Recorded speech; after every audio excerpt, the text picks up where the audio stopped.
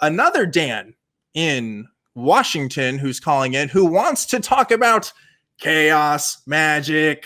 Dan, what's going on? Hi, Dan. How are you doing? I'm doing great, Dan. How about you? I'm awesome. So, what would you like to know about magic? Okay, so since you're asking me, let's back this up real quick. You sent me an email this week, Dan, and Sorry. Everything. Start from the beginning. Dan, what else you got? Yeah, Dan sent me an email this week saying he's a practitioner of chaos magic and was kind of telling me a bit about his practice, and he said he wanted to call in the show. I said, go for it so we can talk about it. You also sent me information to a school in California that teaches chaos magic, and I realized this email of you sending me to this magic school, this is my Harry Potter moment. That's my Hagrid moment, you giving me that letter so that I could become a wizard. So I appreciate that. You gave me a small Harry Potter moment this week. I prefer break bills. I'm more of the magician's guy. I'm not really a Harry Potter thing, but you know what? That's great. I'm with you. Chaos magic. Right. Let's do this shit. Yeah, exactly. So Dan, let's break it down from the beginning. What the hell is chaos magic? Well, it's my understanding that it's chaotic system as opposed to ceremonial magic, which is a structured system. That's a lot of words. I like it. I can vibe with that. I'm going with you right now. Let's see where we got. Yeah. What can you magic? And so, well, when you use chaos magic, what you're doing is making your own system of what works for you. For example, something that I do, you can works for you. This. I would like to know what works. Well, one thing that I'm doing right now is I've imbued this ring with the power to help me control my emotions. It's a mood ring. It's Well, all right, I'm with you. I am fucking with you. Supernatural. Sure. I don't believe in anything supernatural, but I do believe in the power of mind and the power of art to affect psychology and the brain. Yeah, there's earth, wind, fire, power, and art. Power of the babe. Yeah.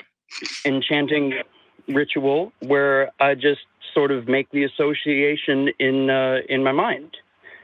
And when I wear this ring, I feel better. I feel more in control of myself. Okay, so you have a ritual that you do with this ring, and this ring. It's not a ritual; it's chaos. It's part of the chaos. The ritual's part of the chaos, and by doing this ritual, you feel more in control of your emotion. Now, if you take the ring off, do you feel less control? Like, do you have to specifically have the ring on? Is that how that works, or?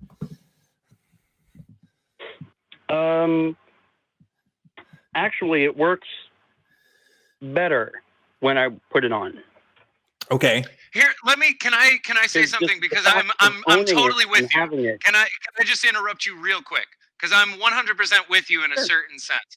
I understand where you're coming from in my form is music. All right. So what I can wind up doing is I can imbue a song with my bad shit, my bad feelings, and then I don't feel that stuff again until I play that song again. Whether or not that's magic, of course it is. It's fucking magic. So I'm with you. I'm fucking with you. That's a good question, though, Dan. Like, how do we know that what we're calling magic here isn't something? I mean, do you believe this is completely explainable by physical phenomenon? Because you said you don't have a belief in the supernatural. Yes, I do. I think it's all brain stuff and mind stuff. Yeah, man, I'm with you. Yeah.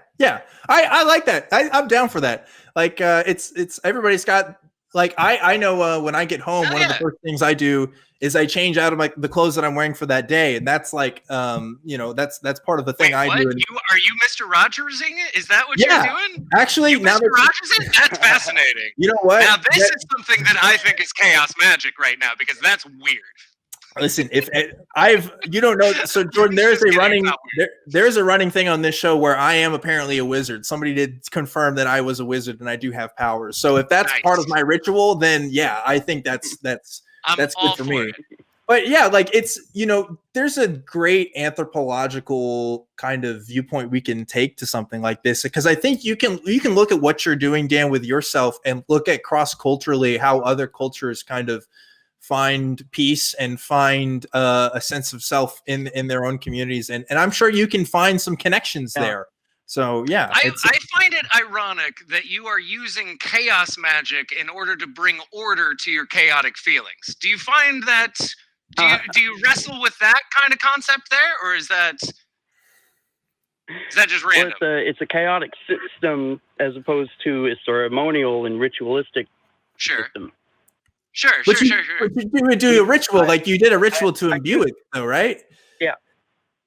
Yes, So I don't mean that there's a strict ritual. It's very loose. Okay. So like the Macarena? What are we talking about here?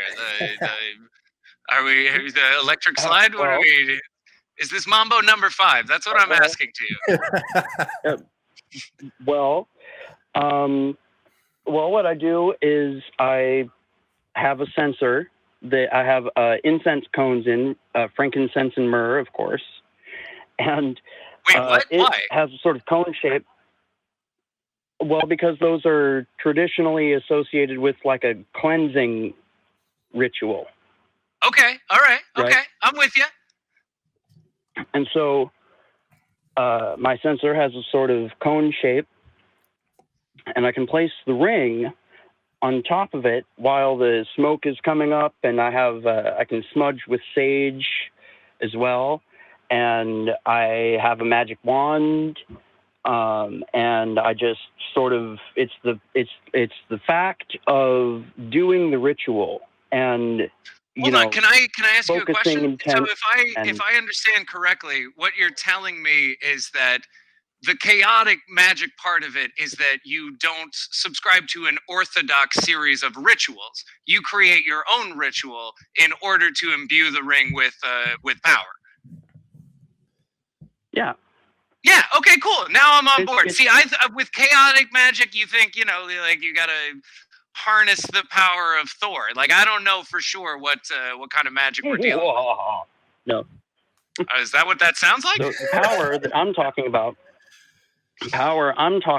Is when it's sort of metaphorical, because when I was a kid, kids are bullied sometimes.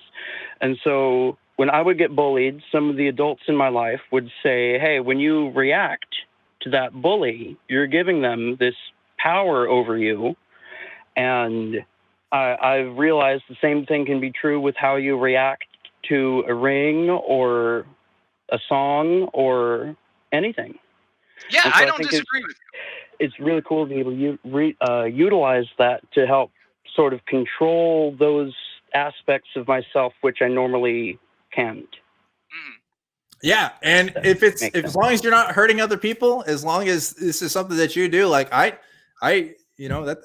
is what it is. I mean, like I think some people might look at that and say, well, that's kind of strange. That's kind of out of the normal. But like, if you really look at your own life, like if you really look critically, I think everybody kind of has little things that they do that only they do, that may not be as elaborate as lighting a candle and imbuing a ring or whatever, but like there are little psychological tricks people kind of do on a day to day. So that it's really not as surprising as it might seem on the outside.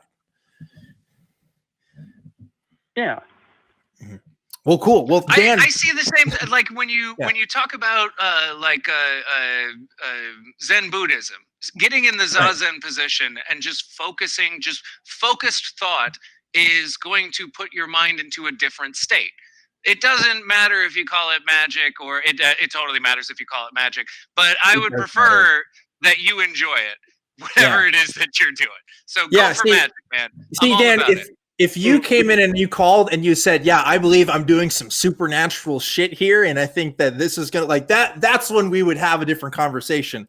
But if this is just your practice, if this is just your thing, like, hey, I'm all for it, man. Go for it. Do your thing.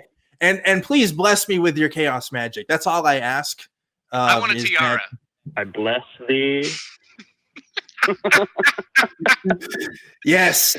Send me a ring. The power coursing through my veins. I love it.